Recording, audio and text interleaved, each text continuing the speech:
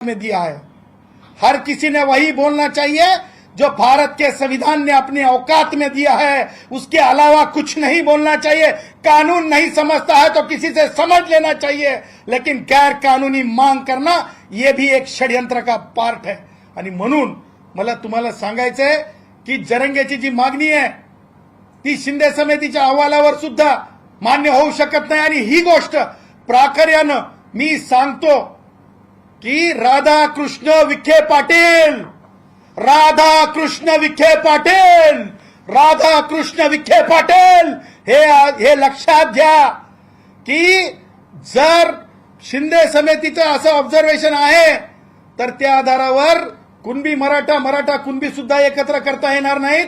कारण जयश्री पाटील विरुद्ध मुख्यमंत्री महाराष्ट्र राज्य या केसमध्ये माननीय सर्वोच्च न्यायालयाने पाच न्यायमूर्तींच्या पीठाच्या संदर्भानं दिलेला निकाल आहे। त्याच्यामुळे कुणबी मराठा, मराठा कुणबी हे एक तत्व होऊ शकत नाही। आणि त्याचबरोबर गॅझिटरच्या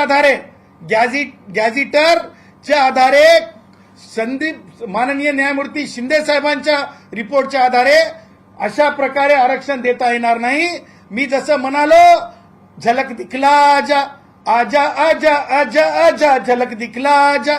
जरंगे जे कायदे वंचितांसाठी आहेत, जे कायदे आरपीआय साठी आहेत, जे कायदे भटक्या विमुक्तांसाठी आहेत, जे कायदे आमच्या कुडमुड्या जोशीन ब्राह्मणांसाठी आहेत, जे कायदे आमच्या पारधी भावांसाठी आहेत आंदोलनासाठी, तेच कायदे जरंग्याला लागू आहेत। जरंग्या त्याच्यापेक्षा मोठा नाहीये।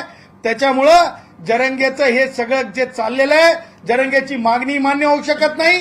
आणि तुम्हाला त्यासोबतच सांगतो जरंगेला कायद्याचं बंधन आहे, कायद्याचा 10% आरक्षणाचा वाद न्यायालयामध्ये प्रलंबित आहे। 10% मराठा भावांना आरक्षण त्यांनी दिलेलं आहे माननीय मुख्यमंत्र्यांनी किंवा ह्या सरकारनी। त्याच्यामध्ये 2 उपमुख्यमंत्री सुद्धा आहेत, एकनाथरावजी शिंदे सुद्धा आहेत आणि अजितदादा सुद्धा आहेत। मला ही म्हणजे एकनाथरावजींची सरकार होती, म्हणजे मुख्यमंत्री होते त्यावेळेस ते 10% दिलेलं आहे आरक्षण। ते आरक्षण प्रश्नांकित आहे, ते देता येत नाही। याच्या बाबतीमध्ये उच्च न्यायालयात चालू आहे, ते आरक्षणाचे इफेक्ट चालू आहेत। ही एक बाब आहे।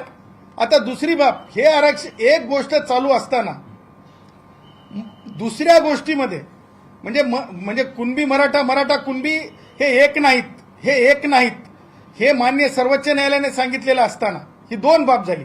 तिसरी बाब गॅझेटर तिन्ही कोणते तुम्ही म्हणा ते निजामाच्या अवलादीचं ते सत्ता होती, तिथल्या गॅझेटर ते निजामाच्या अवलादीची सत्ता होती, ते हैदर फिदर कोण होते ते हैदराबादचे, त्या तुम्हाला सांगतो त्या आधारावर आरक्षण देता येत नाही। कारण राईटली ऑब्झर्वेशन आहे शिंदे समितीचे। मुळात शिंदे समितीलाही स्वतःला